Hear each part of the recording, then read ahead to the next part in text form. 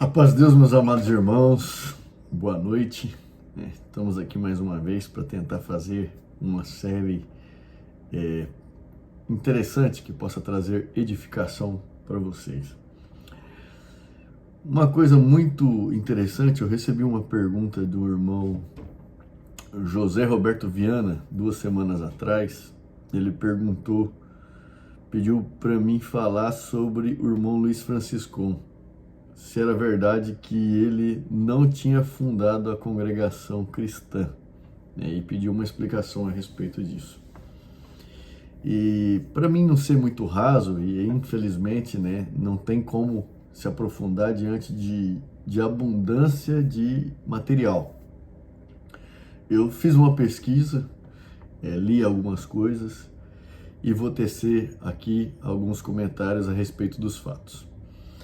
E depois que eu terminar de postar os vídeos, eu vou pegar os links da onde eu fiz as pesquisas e vou disponibilizar para vocês alguns sites, alguns vídeos, né? Até criei uma playlist aqui no meu canal sobre Luiz Franciscon. Vocês podem ver nessa playlist que eu elenquei alguns canais que falam a respeito desse tema, para que vocês ouçam e vocês tirem as suas conclusões.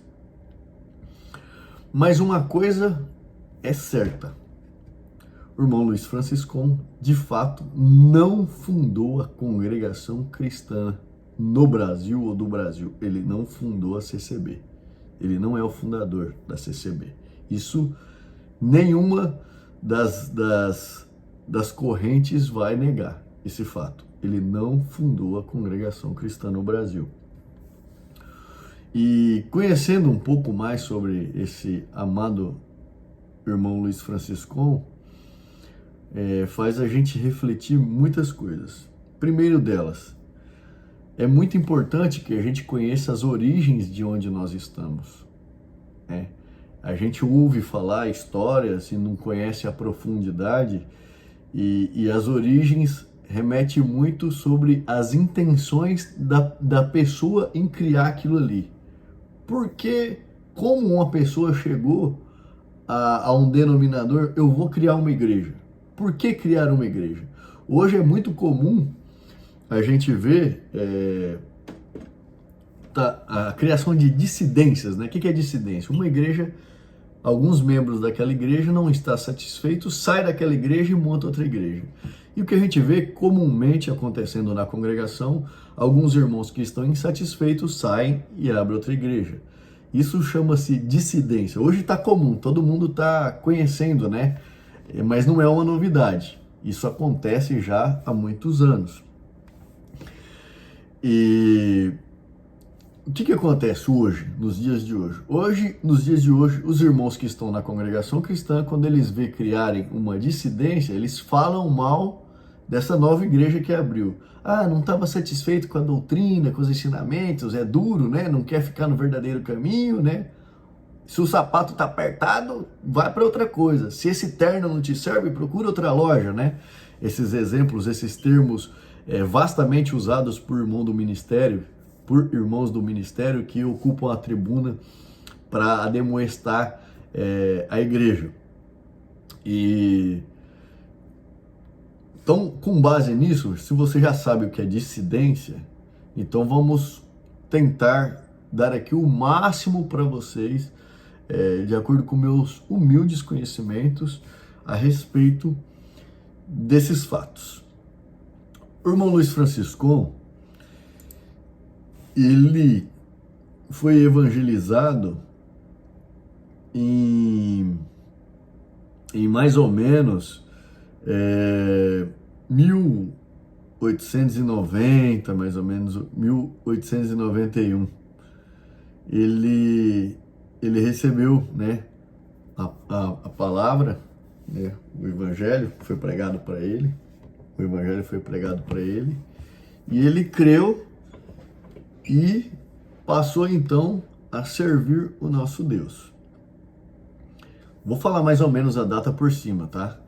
E depois que ele recebeu o evangelho, né, até então algumas linhas de pesquisa dizem respeito a uma aliança missionária que existia, né? Algum que seriam os irmãos que autonomamente, eram autônomos essa aliança. Não tinha esses conglomerados de uma igreja fazendo parte da outra, como se fossem verdadeiras filiais, né? Não, eram igrejas totalmente independentes na época. Cada igreja era única e ponto, acabou. Então, uns dizem que era essa denominação, Aliança Cristã Missionária, o irmão dessa aliança. Outros dizem que foram irmãos que eram um grupo de irmãos evangelizadores apenas, sem denominação, e evangelizaram ele. O fato é que depois que ele recebeu o evangelho e se converteu, né, criou no nosso Senhor Jesus Cristo, ele e mais alguns irmãos fundaram a primeira igreja presbiteriana italiana, né? Alguns dizem que fundaram, outros vão dizer que ele fazia parte. O fato que é que ele fez parte da primeira igreja presbiteriana.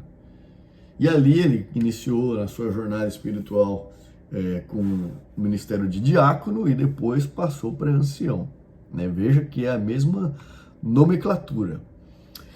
E depois, com o passar dos anos, ele, buscando sempre a Deus, ele se apaixonou por nosso Senhor Jesus Cristo, pelo nosso Deus, e ele se entregou de alma, né, para o nosso Senhor. E a partir daí passou a ler, meditar, ele lia as Sagradas Escrituras de joelho, pedindo sempre a guia do Espírito Santo quando ele não entendia alguma coisa. E ele buscava muito. E quando ele estava lendo o livro de Colossenses, né, segundo os relatos, o Espírito Santo teria dito para ele que ele não tinha se batizado verdadeiramente, que até então o batismo praticado era comumente como a Igreja Católica, né? Só a aspersão, salvo engano. Eu creio que o termo correto é esse. E ele então ficou com aquilo na cabeça, né? Se ele não tinha realmente obedecido ao mandamento bíblico, se ele estava agindo de forma incoerente, isso, imagina, ele passou cerca de 10 anos com isso na cabeça. Será que eu verdadeiramente não batizei? Será que o batismo que eu me submeti era equivocado? E nisso ele teve uma curiosidade de conversar com um amigo dele da época. Eu vou cortar o vídeo para ficar mais curto, porque para agradar aí alguns irmãos que têm interesse de assistir essa série.